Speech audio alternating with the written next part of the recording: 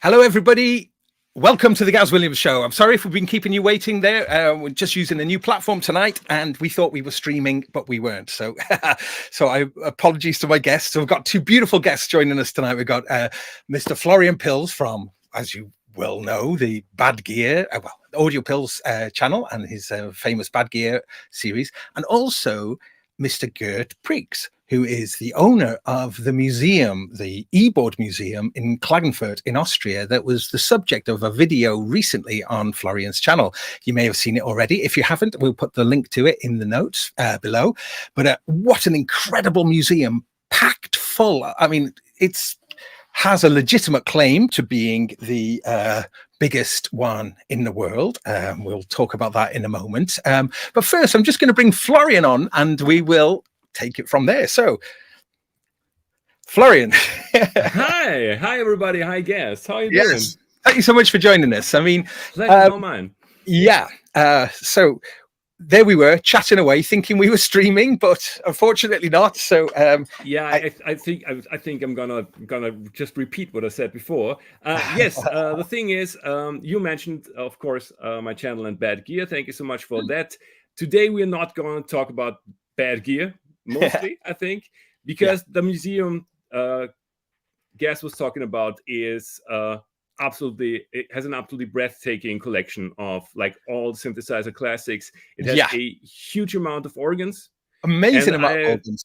Yeah, like the very first Hammond organ and so on and so forth. Yeah. And I visited this museum for the first time around the time when I started the channel, and I wanted to do some kind of content about that for years now, but I didn't really know how to approach the whole thing. And the thing is, although Gas and I are collaborating for years now and we love each other, we haven't seen in the flesh at all. We haven't really met. So we took the opportunity to meet in Vienna and do a little road trip and go to Klagenfurt. And I was really surprised at just how short you are. I know, 56 centimeters. Yeah, but that's how we Austrians are. I mean, you know that. If you're larger than that, you go to Hollywood, of course. Yeah. But yeah, and we took this little road trip down to the south of Austria and visited the e-board museum in Klagenfurt. Yeah, which is of course run by Gert Prix, and I think it is the right time to introduce Gert. Well, just before we, that's just a little, just for those of you who know. So let's bring in Gert. Here he is. Gert, thank you so much for joining us. Banana. Welcome. The happiest fruit. Yes. If you don't know what we're talking about, you have to watch the episode about the e-board museum, and it's in the ending of the episode. Again, thank you so much for coming on the show. It's amazing. It was really a great pleasure to meet you at the museum, and thank you so much for agreeing to come on. Really, there's I've got many questions, and then we've got a live audience. We are streaming live, so if you're watching this show live, we will take questions later on. If you're watching this obviously not live, then please leave some comments. That would be great. But let's just talk. Let's just talk about the museum firstly, then, because it's in this beautiful town of Klagenfurt, so in the south of Austria. It was a fair old drive for us, wasn't it, Florian? About 4 hours, maybe, from Vienna. We did a little detour to visit the Arnold Schwarzenegger Museum in Thal, in close to Graz. So it was about 4 hours, but usually it's 3.5 from Vienna. Okay. So if you want to go there, it's probably a good idea to get there from Italy or Slovenia. This works pretty well. Yeah. Okay, and you actually did give some nice travel links there in your video, actually, which I thought was nice. So good. The museum then. When did the museum actually open? I have to decide. The idea of the museum in my brain started in the year 1987. This means 36 years ago, if I count right.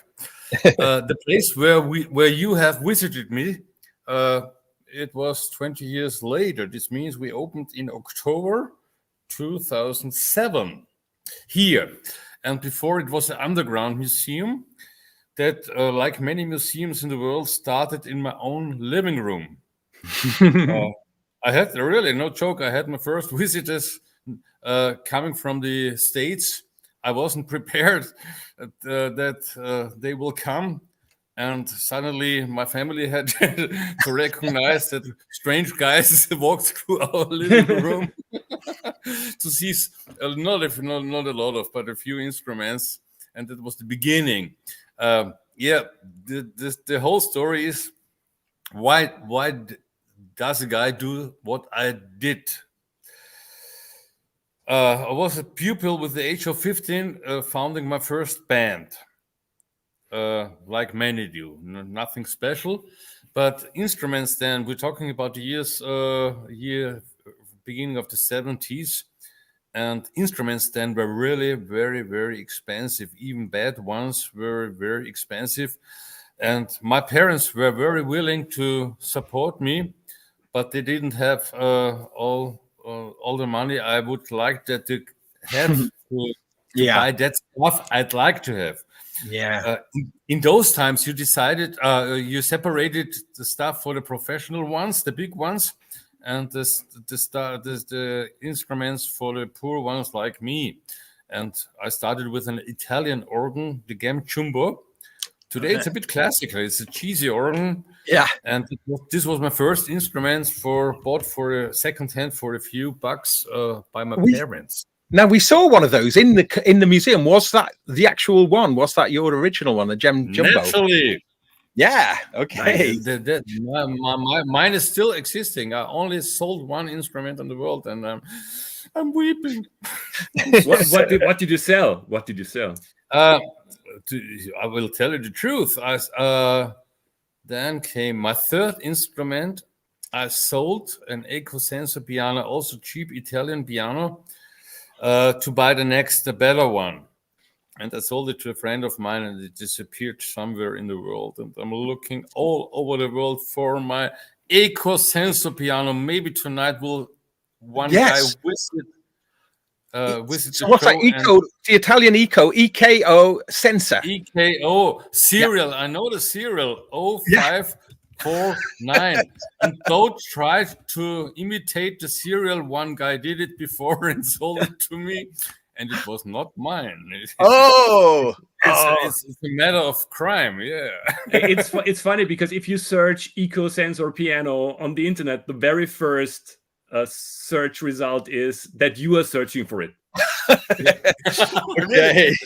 No joke. A bad chance to get it. So if anybody got an Ecosensor piano, please contact Gert. Yeah, I'll buy any. I have several of them, but mine is still missing. It's a sad story. So that was the only instrument I ever sold.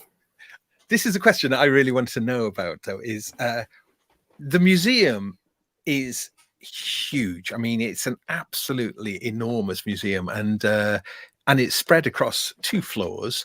But how do you know what the floor space of the museum is in terms of how large? I think more than 2,000 square meters. Wow. Okay. So, and one of the other things I just love that's in the museum that wasn't in the video, but is that one part of the museum is given over to there's actual stage there, and the audience, rather than being given like uncomfortable chairs, there's a lovely collection of vintage sofas to sit on as well. So everyone in the audience gets their own sofas. I'm very, very often introduced to this question. Yeah, the space we're right now here, I'm sitting here, was a furniture store. And that's an old joke. People say, "Oh, those couches, the leftovers were here when you entered." No, this was completely empty. And it was my idea to have a very living room style audience, place for the audience, and people really love it. So just to put that into perspective, then, as you see the whole museum and all of these, the synthesizers and organs and stuff, the stage is. So the audience, when they come, they're in the museum essentially when they come to watch concerts. They are allowed in the first 50 concerts. I tried to lock this museum because I was afraid that people spoil their drinks, and we're now by nearly 700 concerts at the moment. Wow! Not an only drink was spoiled by the owners. We have such a fantastic audience. They take care, and sometimes I have to ask new guys not to put the drinks onto the instruments, but they really were very trusty, and it's great. It's really great. You've mentioned 700 concerts. What were the most popular artists you had on stage at the Ebert Museum? Because we've seen a video of you performing with the drummer of Deep Purple, if I remember correctly. Ian Pace was the last time he played twice. He played last time 1 year ago. We had Carl Palmer from Emerson, Lake and Palmer playing here. I had not concert, but Electric Light Orchestra did visit me. Status Quo did visit me, and Brian Auger 3 times played here. My idol from the youth. Really, I do this. Yeah. Yes. A big fan of Brian Auger. I mentioned him before on the show. Just quick mention about Brian Auger. Brian Auger was is still with us, thankfully. Is a British keyboard player, a northerner in fact. I think he's and then he made a name for himself in like the swinging 60s era in London back in the mid 60s, and with the Brian Auger Trinity. Most people in Britain will be familiar with the theme tune to Absolutely Fabulous, which was a cover version of Bob Dylan's Wheels on Fire, and the keyboard player on that was in fact Mr. Brian Auger.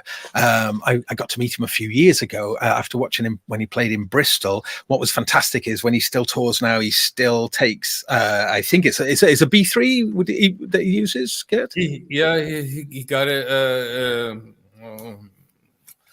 prepared B3. You can tell the Enos may be a C3, B3, it's all the same, maybe A100. But he had a collection of several Hammonds. He brought his own because he's used to it. I understand this. I mean, it's like bringing a knife to a gunfight. One of the things that was remarkable seeing Brian when he was performing, because he's probably in his early 80s now, maybe. But when I saw him play, probably about 10 years ago now, what was just fascinating was how, when he plays the organ, he uses all the different tricks. Like, so one of the features on a B3 or the other ones is that you've got a starter motor as well. So when you flick the power off, the pitch starts and then you flick it back up again. So you can use it almost like a whammy bar dive bomb on a guitar. But and I think he does that really almost like clavinet kind of sort of approach. Probably using the percussion, maybe, I'm not sure, getting that really almost like a wah-wah kind of approach.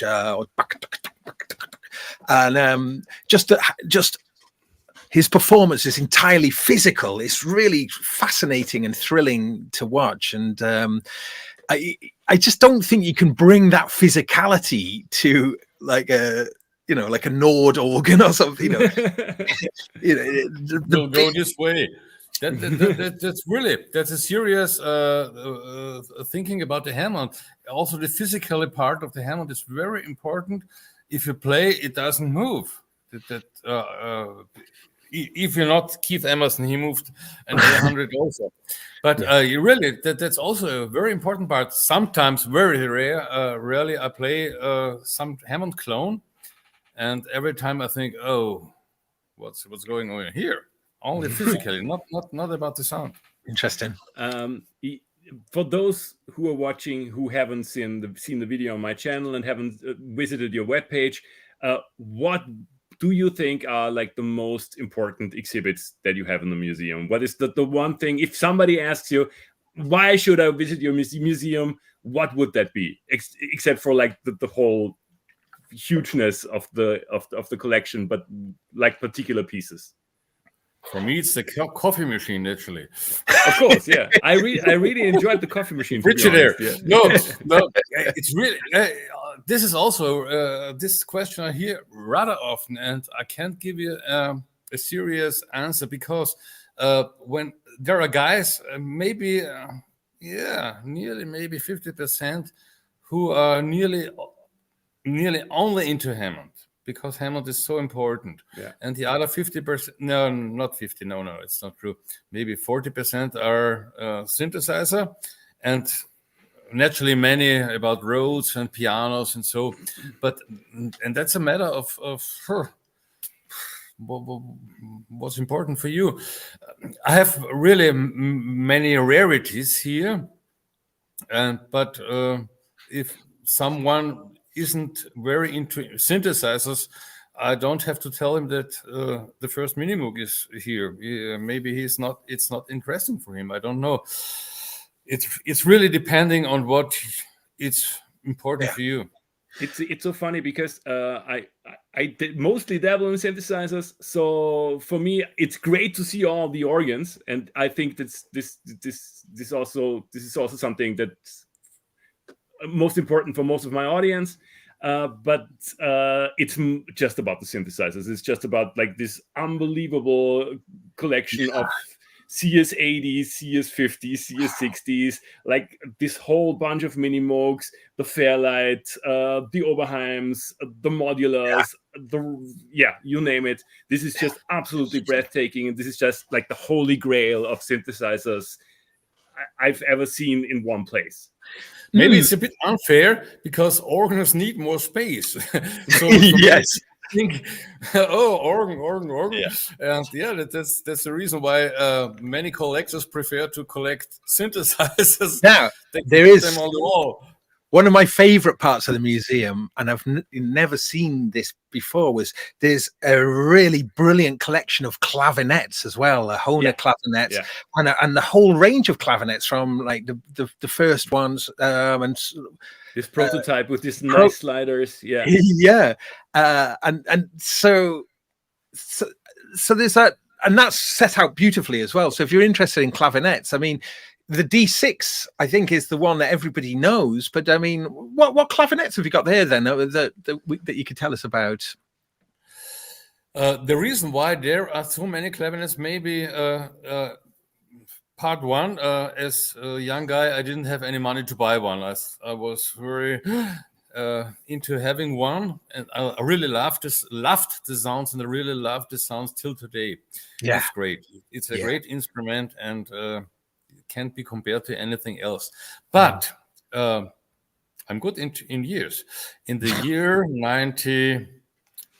January 1990, I first time visited Mr. Ernst Harias, the inventor of this instrument. Wow. It was the year when clavinet was a bit out of fashion.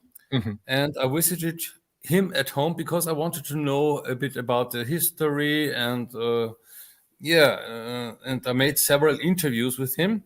And then from then on, he was very delighted to be visited, because at these times, clavinet was a bit out of fashion, and not so many visitors he had that were interested in his person.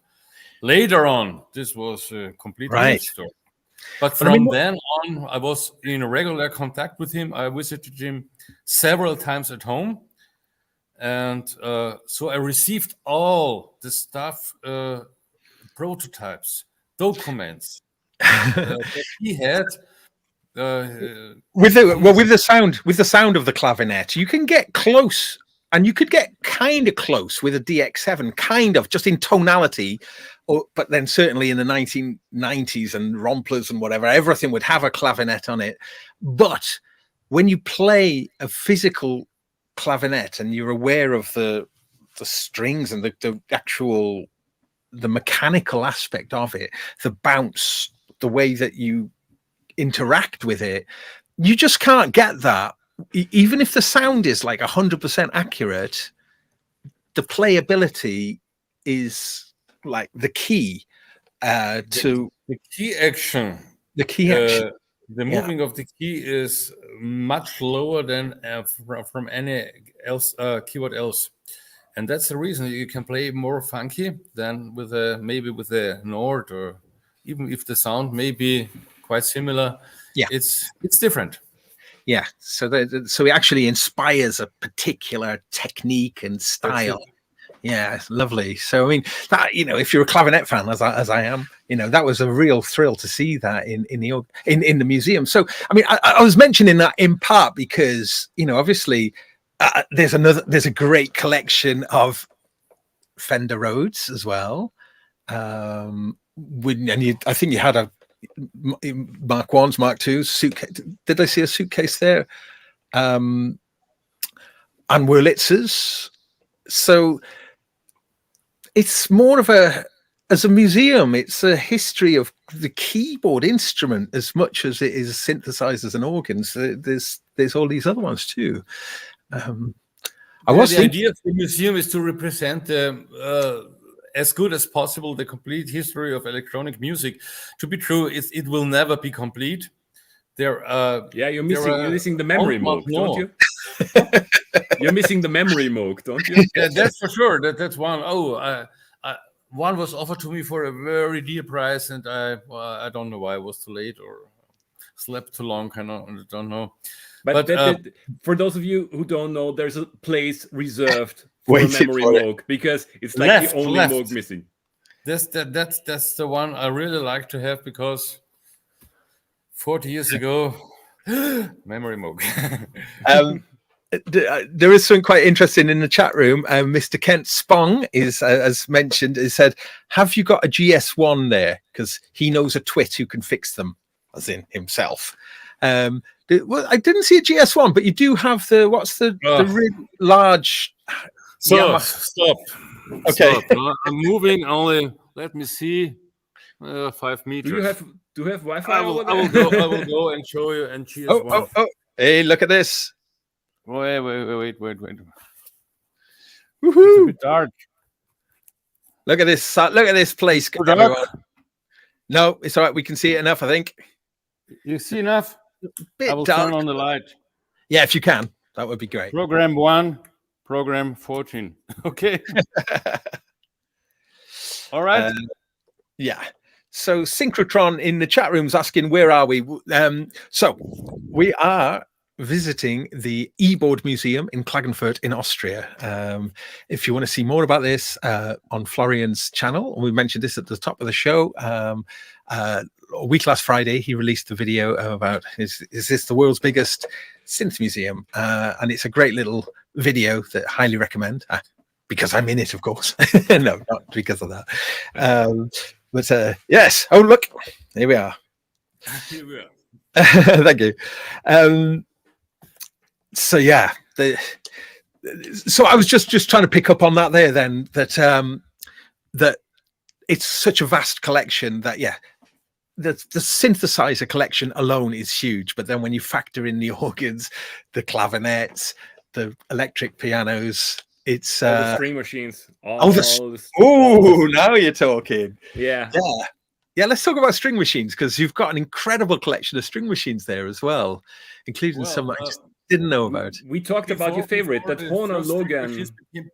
Sorry, we talked about your favorite, that Horner Logan thing. Yeah, the first string machine I ever heard was I tell you the year naturally.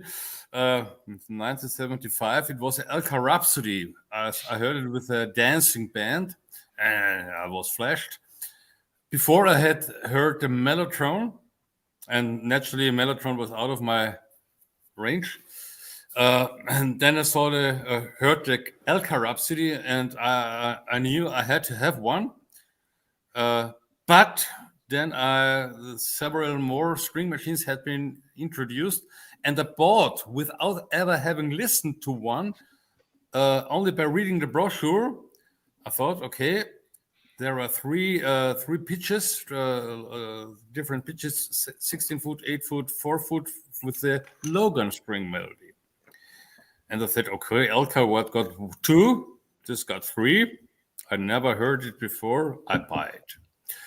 And yeah, until today, for me, it's really the best. It was a random deciding by me to buy this one.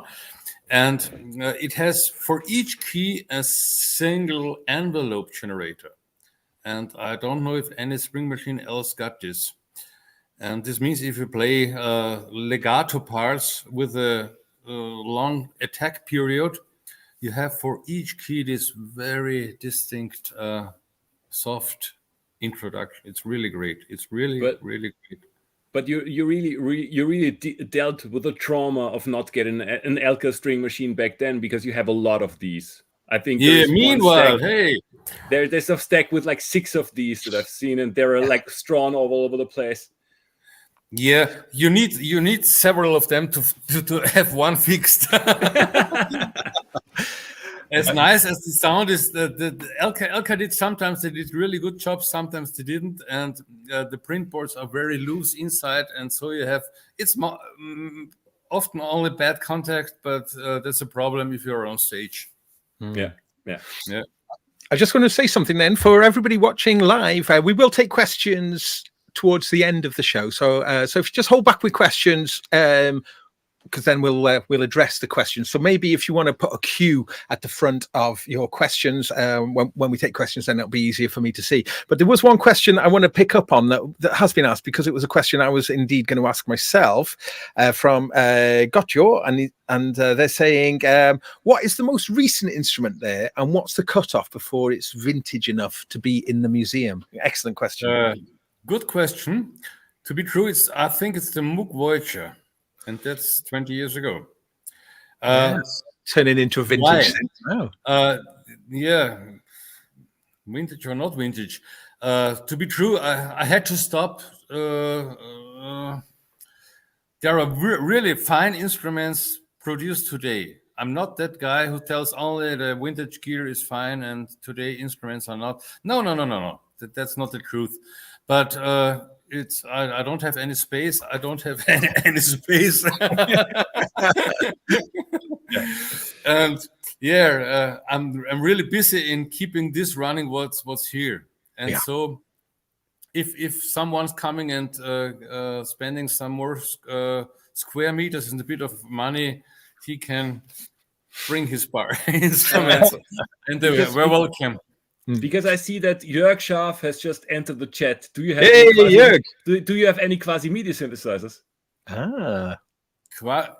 More Quasimodo. Okay.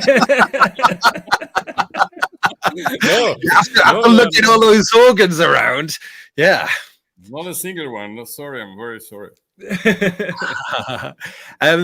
So one of the things I thought was quite nice was that when the original synthesizers made by Roland, for instance, came out, like the SH-1000, they were designed to be sat on the top of organs rather than on a keyboard stand. And they, as you go around the museum, you often see that you do put synths on top of organs, and then handily you can use the organ's built-in speakers for the synthesizer. So if you actually want to play the synth, you can play it out through the organ. So I thought that was really good use of the organs, that they act as a kind of PA for the synths as well. But on that point there, then I was mentioning about the SH-1000. I think that is Roland's first synth, isn't it? For sure it is. It became the audience they made it for was for home organs. It was designed to be used for additional sounds for an organ player at his living room. The design tells you the truth. And soon later they introduced the SH-2000, and it was really a big seller. It was even more preset style, with maybe a bit less editing possibilities. And I really loved the synthesizer because so much brain inside by the factory. What does a musician of this kind need? And it got so many features you need if you play with one hand some lines. You have aftertouch, you can, it's really, Roland did very often a good job in creating instruments with a lot of invention, practical invention. And that's the reason why the SH-2000 became really prominent. Interesting. Not the sound. The sound is, from today's standards, the sound is average at its best. For those of you who are not familiar with the museum, most of the synthesizers there can be played as they are. They are on top of an organ, for example, and they're hooked up to this organ or to a PA system, and you can actually play them in the museum where they stand. Most of them. It's how many of the exhibits you have are actually playable? Do you have like any kind of percentage? About 80%. Everything is serviced here inside of the museum. We're a very small team. All in all, maybe I'd have to count 6 guys, including my wife. Some do service, some do helping organization in concerts, but servicing instruments, maximum 3 people. And the problem is really, our problem is we are visited by, we got so much work from outside, sometimes very urgent because bands are on tour and they say, we need it till tomorrow, till weekend. So that our own instruments sometimes have to wait to be serviced. That's a real problem for me, but there are a few guys who do this stuff. It's a real, in a few years, it will be a big problem finding guys who can service a Fender Twin Reverb, for example, or Oberheim.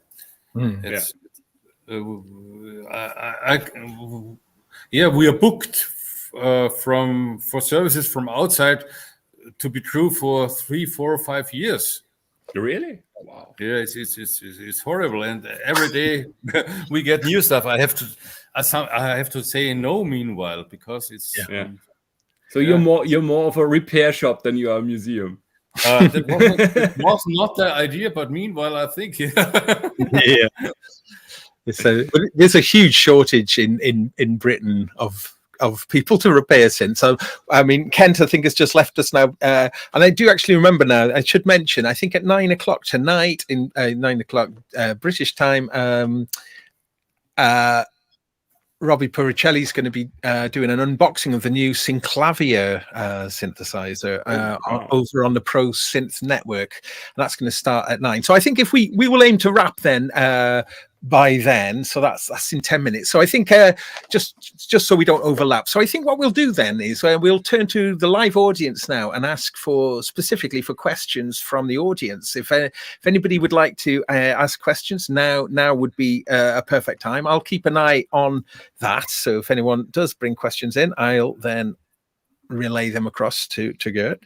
But so just in terms of then for visitors then who want to come over and visit the museum, which you really have to, honestly, everybody, this should be a bucket list place to visit. It will not disappoint. How much of the year are you open? Usually 361 days a year. Wow.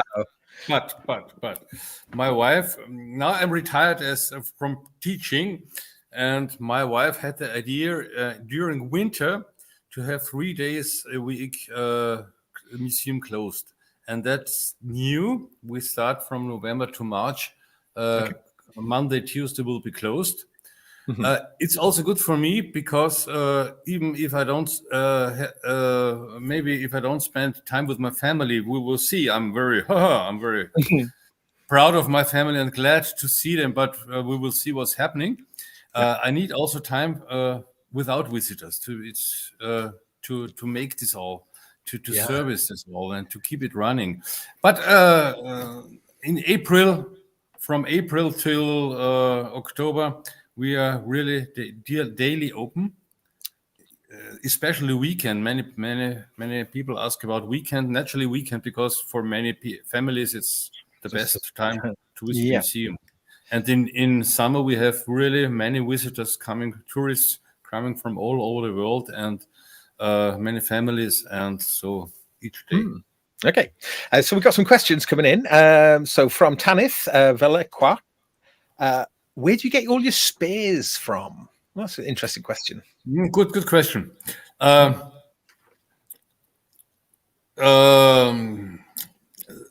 From some brands, some manufacturers, I bought the complete spare parts when they left one country. For instance, I bought, I know the year, 2005, the spare part, Hammond spare parts from northern Germany. It was a big big transport, yeah. I bought the Austrian cork spare parts. The complete. Yeah, they said, okay, we change our business, and I'm good. I'm in good connections with those guys, and they offered to me the complete cork spare parts. Wow.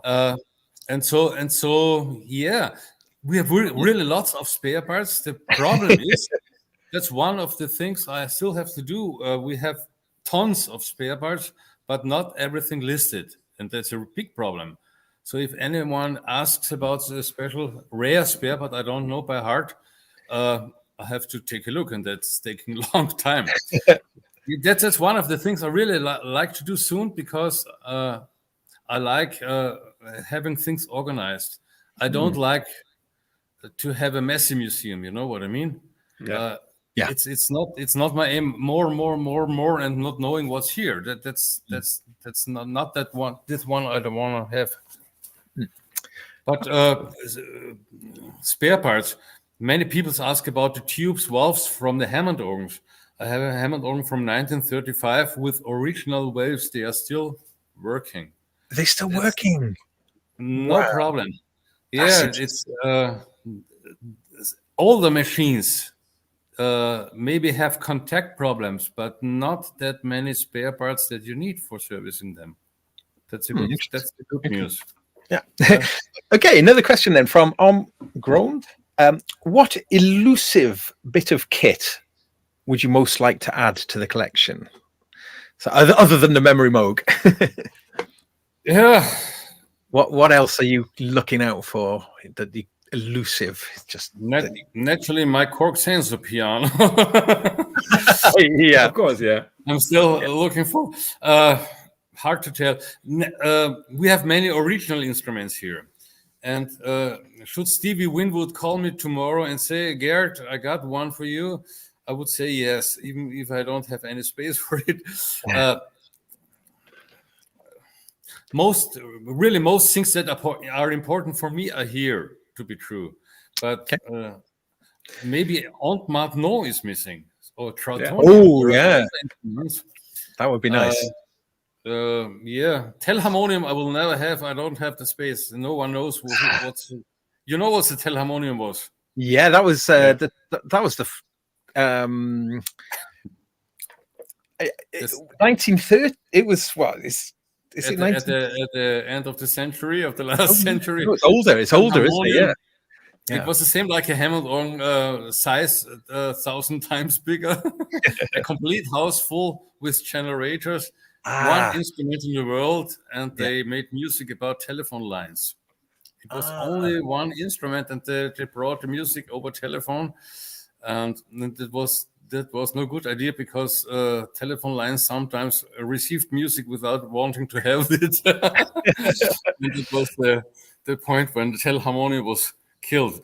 I will never have one, because there's no one in the world. There are only some photos, and they were very impressive. It's a huge instrument. But the Nova Chord is one, though, isn't it? That's Nova Chord. Yeah.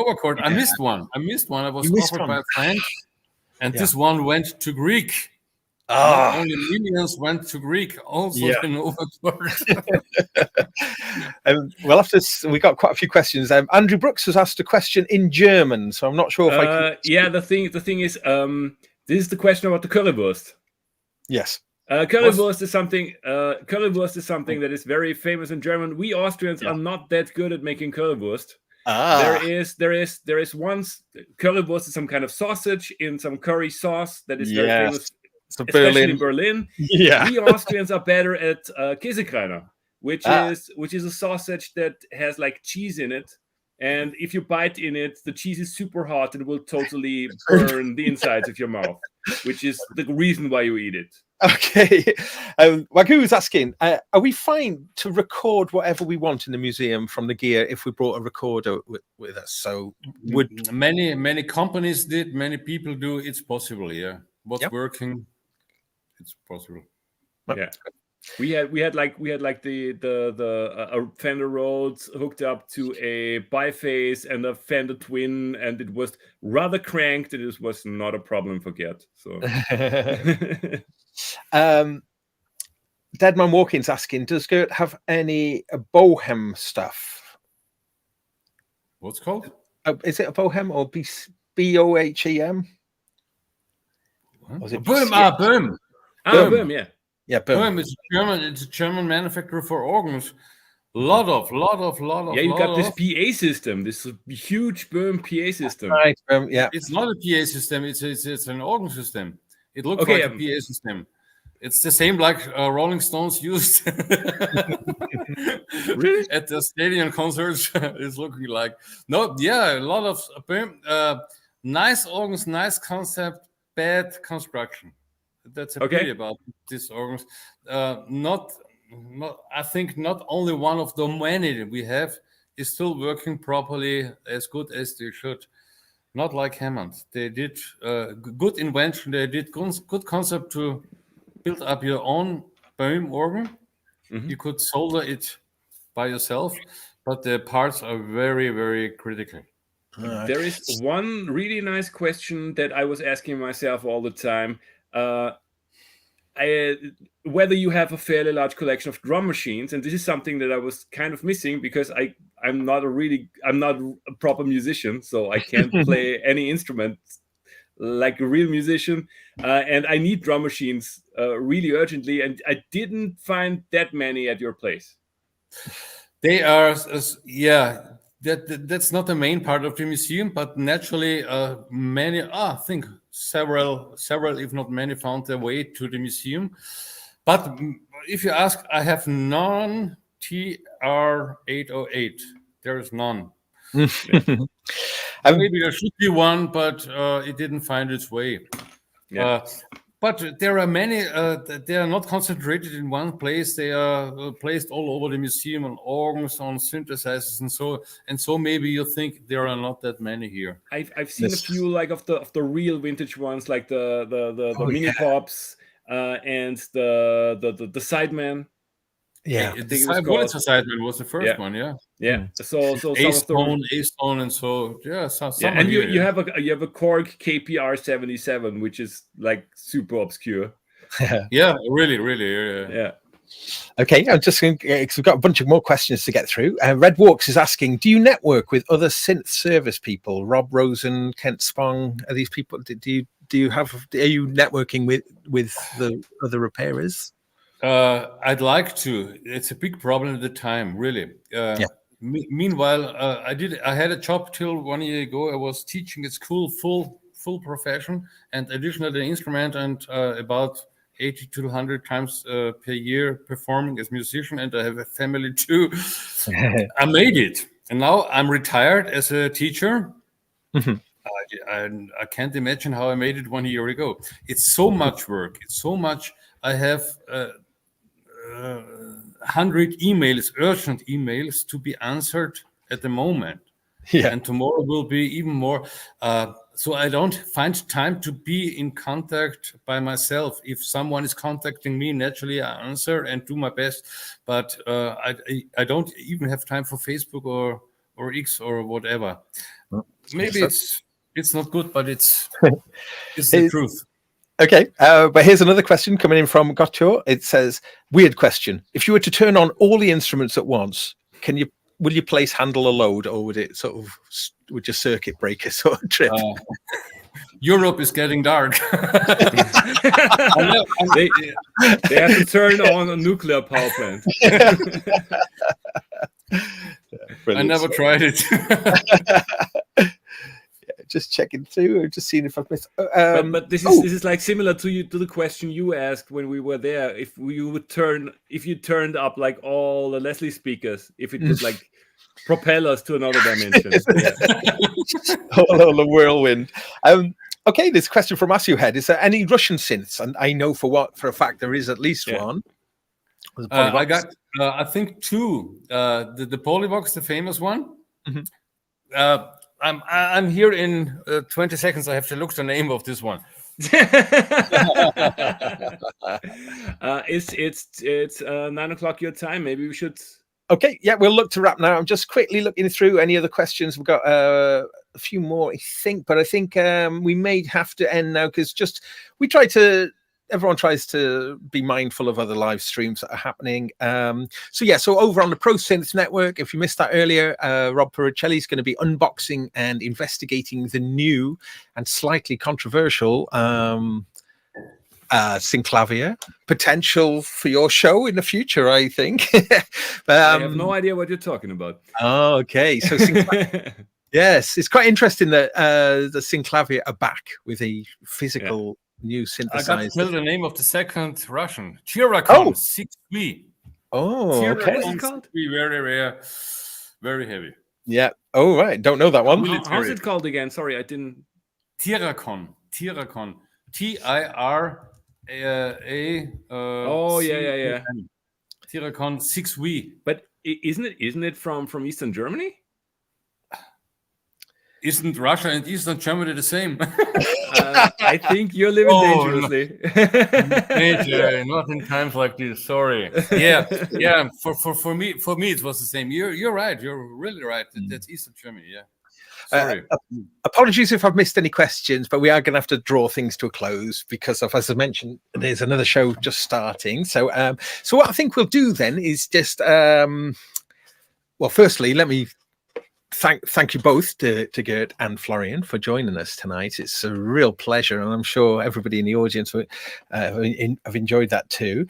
So of course, if you haven't already checked out the video on Florian's channel, please do. It's a wonderful piece. I've got lots and lots of footage, so I'm going to be sticking something up at some point in the future as well from my visit. I was there filming lots of organs. I have got actually one question. I was wondering if anyone else was going to ask, but it's certainly a question that I wanted to know was, out of all of the organs, some organs have got built-in monosynths or, various forms of synthesizer built in. Which organ do you think had the best, most fully featured synthesizer actually inside, built into the organ? I think it was the Yamaha D85 from the year 1980 about. It's a monophonic like most synthesizers are in these times, and it's a nice feature. Yeah, it's okay. Yeah. Okay, good to know. Yeah, that's cool. Okay, I think on that note, I think then we'll use that as our last. We'll leave that as our last thing there, and just again, I say thanks very much to you gentlemen for joining us, and thank you everybody else. Please consider subscribing if you don't already, and do you know what? Click that like button if you'd be so kind. Really appreciate that. Okay, thank you everybody. Thank you so much. Nice one. See ya. Bye. Bye.